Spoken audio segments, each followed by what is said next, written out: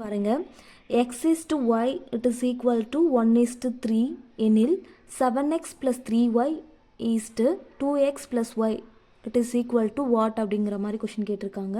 So x is to y x is to y இங்கே ஃபார்மில் பாருங்க a is to b அப்படிங்கிறத a divided by b அப்படின்னு எழுதலாம். இந்த ஃபார்முலா தான் இங்கே யூஸ் பண்ண போகிறோம். இங்கே பாருங்கள் x is to y அப்படிங்கிறத x divided by y it is equal to 1 divided by 3 1 is to 3 1 divided by 3 அப்படின்னு எழுதிக்கலாமா. ஸோ இதுபடி எக்ஸோட வேல்யூ 1 டைரெக்டாக 1 ஒய்யோட value 3.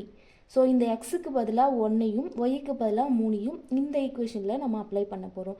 So 7x plus 3y is 2x plus y அப்படிங்கிறத 7x plus 3y divided by 2x plus y.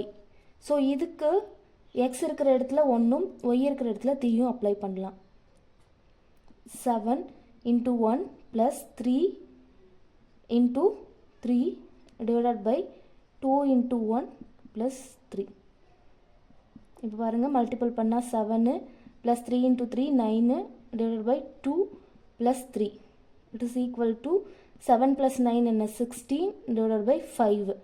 16 divided by 5 அப்படிங்கிறத 16 is to 5 அப்படின்னு எழுதலாமா.